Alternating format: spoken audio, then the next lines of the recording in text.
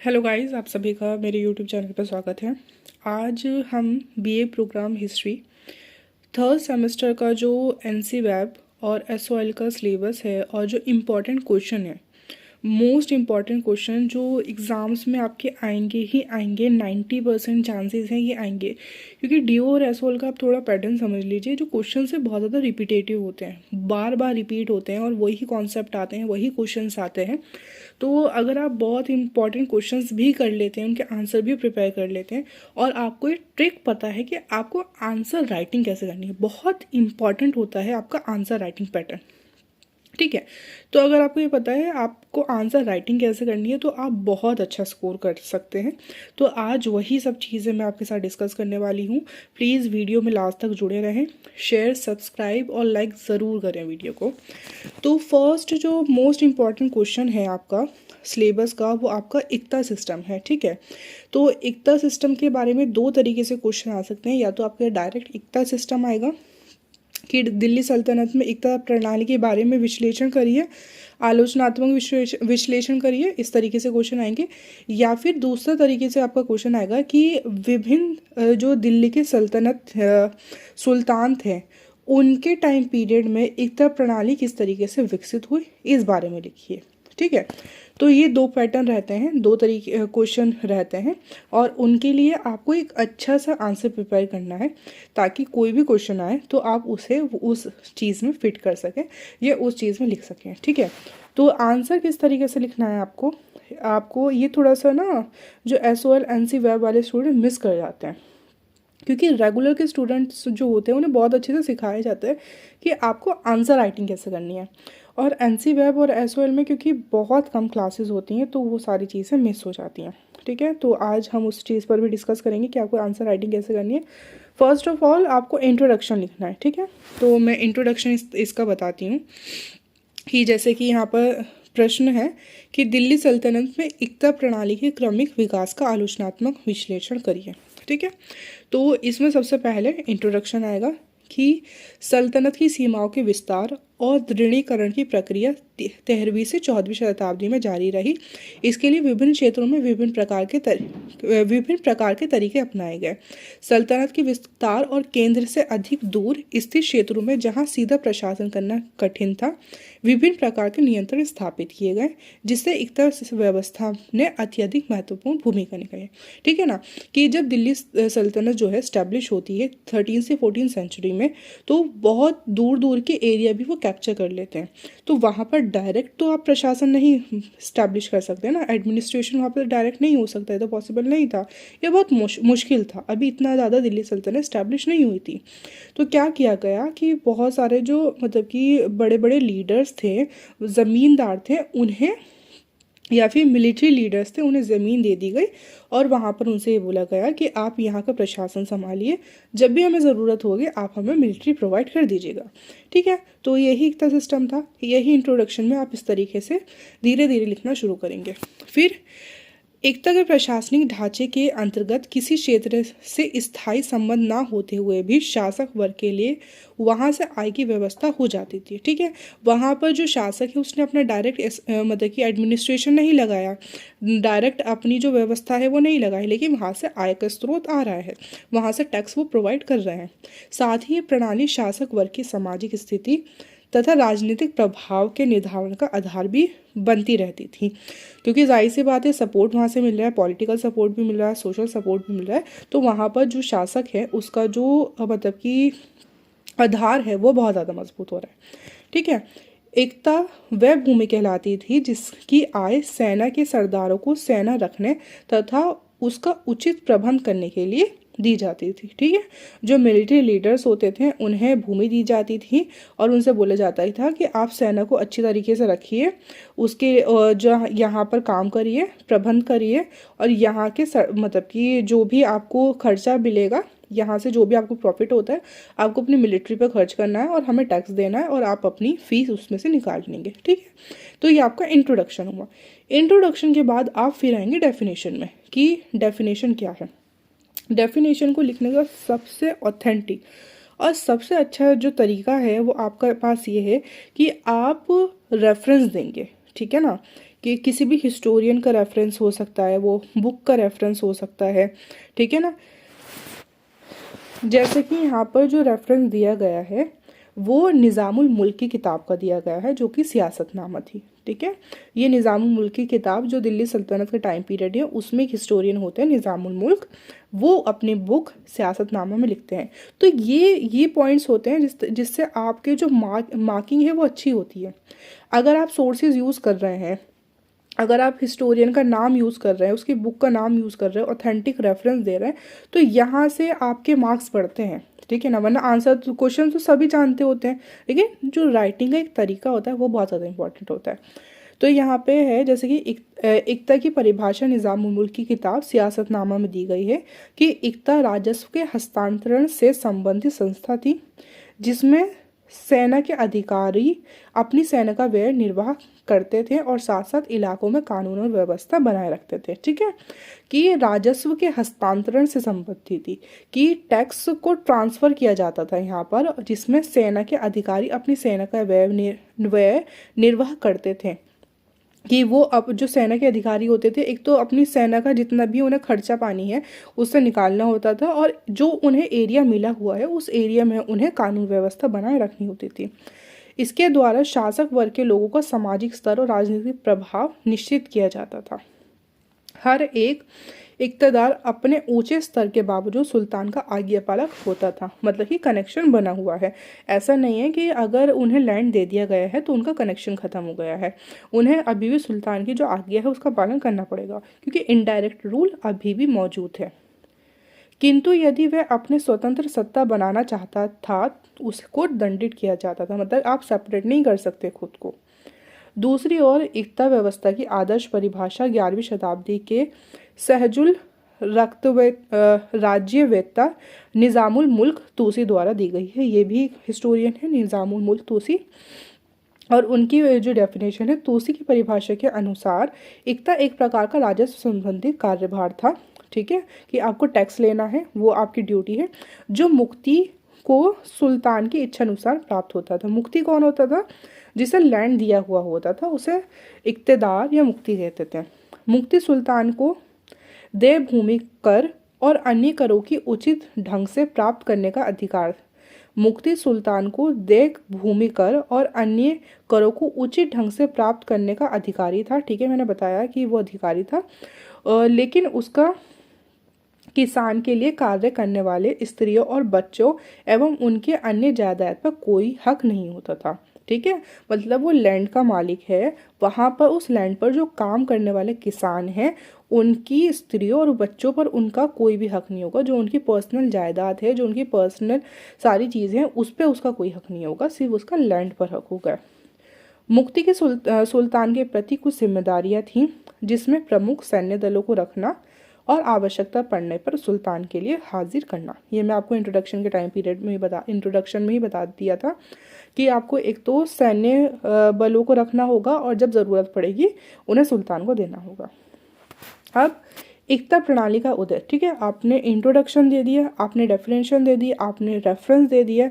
अब रेफरेंस के बाद आप बताएंगे कि इसकी स्टार्टिंग कैसे होती है। तो तुर्कों के सामने प्रशासन संबंधी अनेक जटिल समस्याएं थी। अभी अभी जो टर्किश हैं वो आए थे, उनका इन्वेजन हुआ था, उन्होंने अपना एडमिनिस्ट्रेशन यहाँ पे इस्टेब्लिश करा था। अब उन्हें उनके सामने बहुत सारी प्रॉब्लम्स आ रही थी कि हम अपना काम किस तरीके से करें।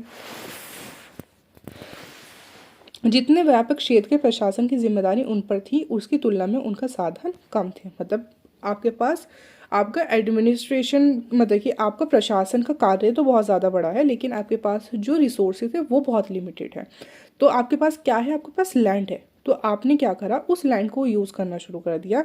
अब आप जो मुक्ति हैं या फिर जो मिलिट्री के लीडर्स हैं उन्हें मतलब कि पैसा नहीं दे रहे हैं, उन्हें फ़ी नहीं दे रहे, उन्हें लैंड दे रहे हैं और उनसे बोल रहे हैं कि आप इस लैंड को यूज़ कर लीजिए अपनी फ़ी के लिए भी, सेना को रखने के लिए भी, यहाँ का प्रशासन संभालने के लिए भी, ठीक है।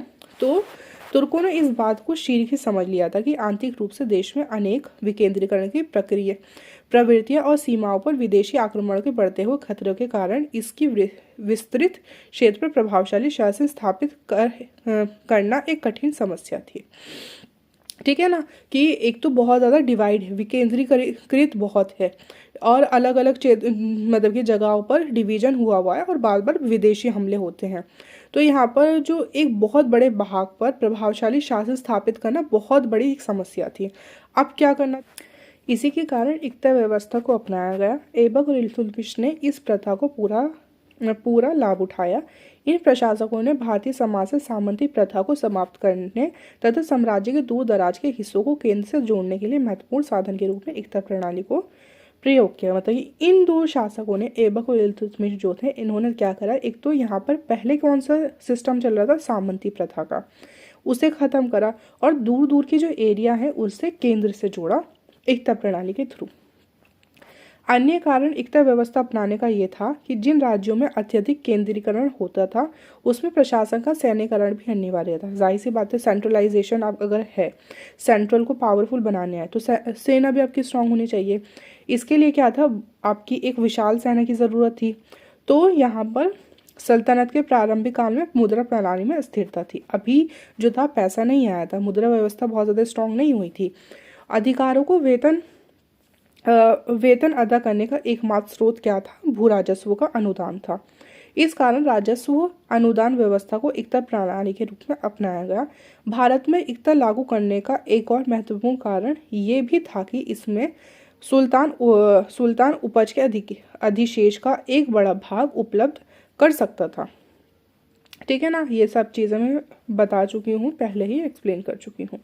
अब फिर से रेफरेंस दिया गया है ABM हबीबुल्ला, बहुत फेमस हिस्टोरियन है।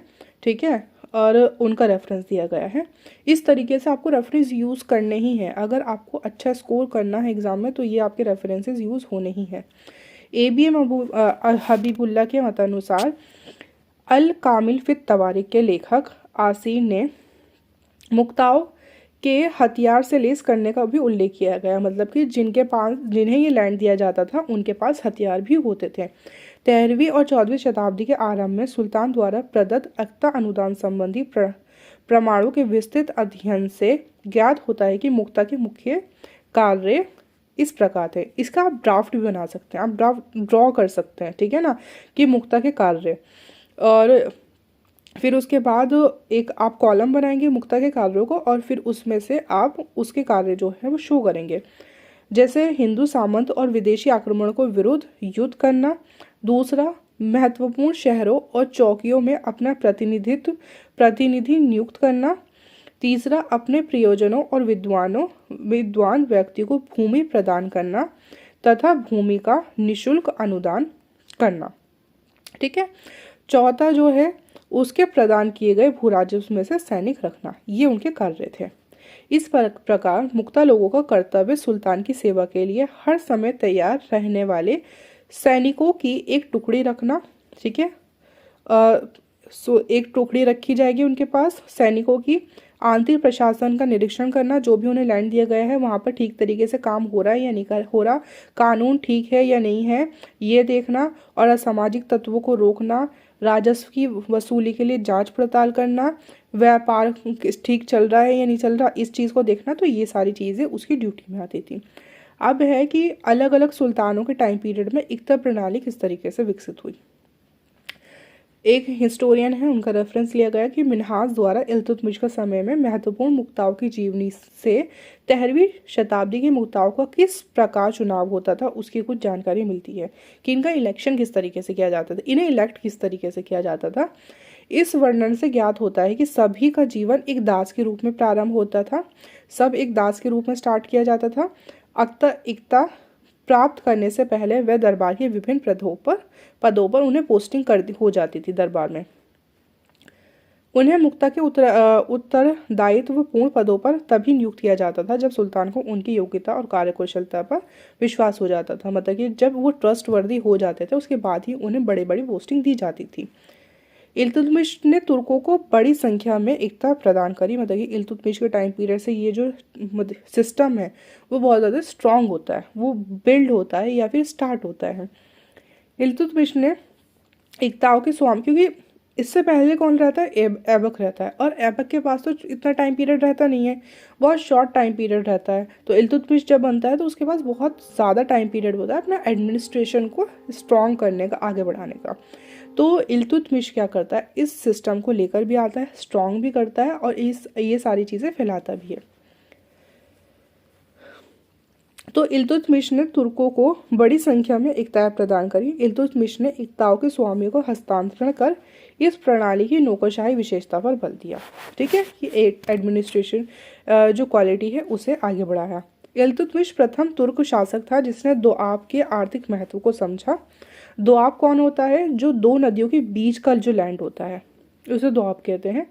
उसने वहां पर 2000 तुर्क सैनिक नियुक्त करे। इस प्रकार इल्तुतमिश ने उत्तर भारत के सबसे संपन्न प्रदेश पर आर्थिक और प्रशासनिक नियंत्रण स्थापित कर लिया। ठीक है, वहां पर उन्होंने काम कर वहां पर अपना बहुत स्ट्रॉन्ग कब्जा बना लिया। परंतु इल्तुतमिश द्वारा प्रदान की गई 2000 एकताएं बलबन के समय पर अख्तियारी व्यवस्था विकेंद्रीकरण और विघटन का स्रोत बन गई। लेकिन जब इल्तुतमिश के बाद जो स्ट्रॉन्ग लीडर आता है बलबन, अब क्या होता है इल्तुतमिश के टाइम पीरियड में, ये जो मतलब कि अधिकारी होते हैं वो बहुत ज़्यादा स्ट्रॉन्ग हो जाते हैं, और वो इतने ज़्यादा स्ट्रॉन्ग हो जाते हैं कि वो सुल्तान की तरफ मतलब उनसे लड़ने के लिए तैयार हो जाते हैं, उनके काम में प्रॉब्लम खड़ी करने के लिए तैयार हो जाते हैं। तो जब शासक बनता है, और बहुत स्ट्रॉन्ग शासक होता है बलबन, इससे पहले जो शासक होते हैं वो कमज़ोर होते हैं इल्तुतमिश के बाद।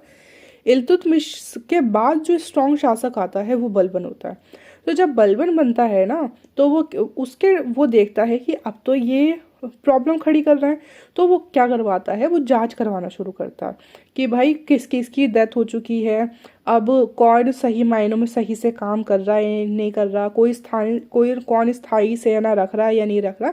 तो इन सारी चीज़ों की वो जांच करवाता है। फिर उसके बाद युवा व स्वस्थ सैनिकों को स्थायी सेना में भर्ती करता है, परंतु दिल्ली के कोतवाल मलिक फखरुद्दीन की सिफारिश पर बलबन ने अपने उन आदेशों को वापस ले लिया जो वृद्ध सैनिकों से संबंधित थे। मतलब उसने ये आदेश दिया था कि जो भी बूढ़े बूढ़े सैनिक हैं उन्हें अब उनकी पोस्टिंग से हटा दिया जाएगा, लेकिन जो उनका आदेश था वो वापस ले लिया गया। मुक्ता को बड़ी एकता से हटाकर छोटी एकता पर दंड के रूप में हस्तांतरित भी किया जाता था, जैसे कि बलबन ने किशलू खां के साथ किया था। ठीक है, और ये उन्हें दंड भी देता था। मतलब बलबन क्या था, बहुत स्ट्रांगली शासन करता था।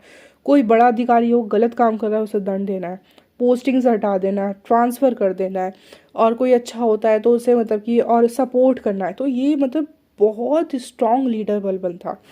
तो बलबन के नेतृत्व में दक्ष लेखा परीक्षा प्रणाली का गठन किया गया, जिसमें पता लगाया गया जा सके कि इक़्तिदार ने कितना राजस्व वसूल किया और कितना प्रशासन व सैन्य दलों के लिए खर्च करके केंद्र को अधिशेष भेजा। ठीक है, तो ये पूरा उन्होंने सिस्टम बनाया जिसमें देखा कि कौन टैक्स सही तरीके से भेज रहा है, कौन अपने राइट्स का सही यूज़ कर रहा है, कौन जो टैक्स है मतलब कि जो केंद्र को है वो अच्छी तरीके से भेज रहा है, प्रशासन को कौन संभाल रहा है, तो ये सब। फिर उसके बाद जो स्ट्रॉन्ग लीडर आता है वो आते हैं अलाउद्दीन खिलजी। तुर्की सुल्तानों में देखो, हर एक जो है ना, हर एक लीडर का आप नहीं लिख सकते।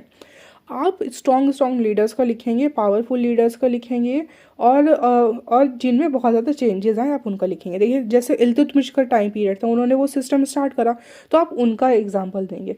उसके बाद बलबन है, बलबन के टाइम पीरियड में इतना बड़ा चेंज आया, उन्होंने पूरा स्ट्रक्चर ही ला कर रख दिया, आप उनका एग्जाम्पल देंगे। उसके बाद अलाउद्दीन खिलजी है, बहुत ही स्ट्रॉन्ग लीडर है, आप उनका एग्जाम्पल देंगे।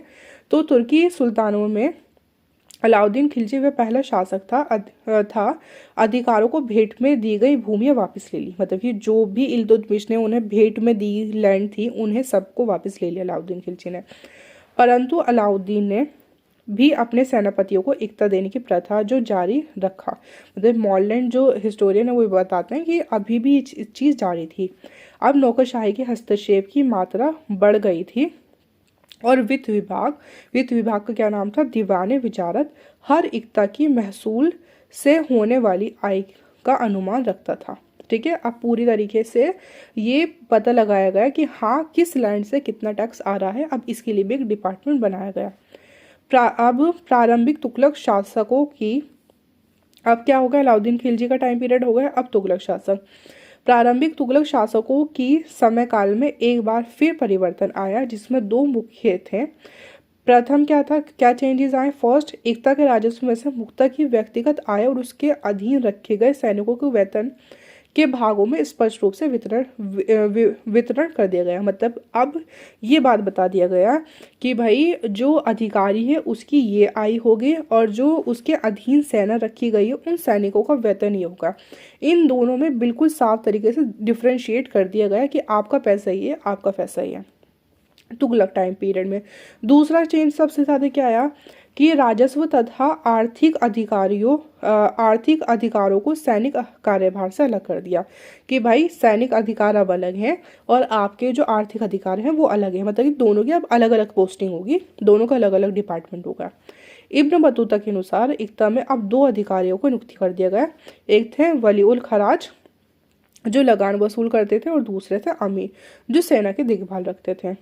सियासत नामे के लेखक निजामुद्दीन तूसी के अनुसार मुक्ता का कार्यकाल जो था वो 3 साल का था और इससे लंबा नहीं होता था, लेकिन इल्तुतमिश के अधिकारियों के समय कई हस्तांतरण 2 साल में भी हो गए। अलाउद्दीन तथा मोहम्मद तुगलक के समय ये 5-6 साल भी रहे। ठीक है। अब फिरोज शाह तुगलक के टाइम पीरियड में क्या हुआ? फिरोज शाह तुगलक के समय एकता हस्तांतरण की प्रथा काफ़ी कमज़ोर होने लगी। अब जो ट्रांसफ़र है बहुत कम किए जाने लगे। उदाहरण, अवध अमीर निज़ामुल मुल्क नवा की मृत्यु के पश्चात फिरोज शाह तुगलक ने उसके पुत्र मलिक सैफुद्दीन को अवध की एकता पर नियुक्त कर दिया। मतलब अब बाप से बेटे को भी चीज़ें मिलने लगी। लोदियों के काल में भूमि का पुनर्हस्तांतरण बहुप्रचलित प्रथा हो गई। अब जब लोदी का टाइम पीरियड आता है तो ये बहुत ज़्यादा मतलब कि अब जो ट्रांसफ़र है वो बहुत ज़्यादा होने लगे। ठीक है। अब क्या है, अब सारी चीज़ें बता दी गई। अब डेफिनेशन दे दिया आपने। अब आपने ये बता दिया और क्या क्या ड्यूटीज़ थी उनकी, टाइम पीरियड कितना रहता था, कौन कौन से शासकों के टाइम पीरियड में चेंजेस आए हैं। अब आप निष्कर्ष लिखेंगे। ठीक है। अब आप कंक्लूजन लिखेंगे। कंक्लूजन में कि प्रशासनिक कार्य को सुव्यवस्थित ढंग से चलाने तथा राजस्व की व्यवस्था है तो एकता व्यवस्था को दिल्ली सल्तनत के विकास के लिए अपनाया गया। ठीक है। आपको आप सीक्वेंस समझ आ रहा है। कंक्लूजन भी आपको क्या है बिल्कुल अच्छी तरीके से लिखना है।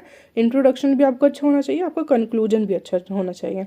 इस व्यवस्था में अमीरों को वेतन के स्थान पर भूमि अनुदान दिया जाता था। इस प्रणाली में विभिन्न सुल्तानों के समय कई नीतियों द्वारा परिवर्तन होते रहे। प्रारंभिक सुल्तान के समय यह व्यवस्था हस्तांतरण पर आधारित थी, जबकि आगे चलकर इसमें बदलाव भी आए, परंतु इस व्यवस्था के साथ दिल्ली सल्तनत का विस्तार हुआ। तो ये आपका आंसर था। अगर आप बाकी आंसर्स भी चाहते हैं बाकी क्वेश्चंस के इसी तरीके से पूरे पैटर्न पर, तो प्लीज़ वीडियो को लाइक शेयर और सब्सक्राइब करना ना भूलें। प्लीज़ शेयर करिएगा, क्योंकि अगर शेयर करेंगे और व्यूज़ अच्छे आएंगे तभी जो नेक्स्ट वीडियो है मैं बनाऊँगी। Thank you so much.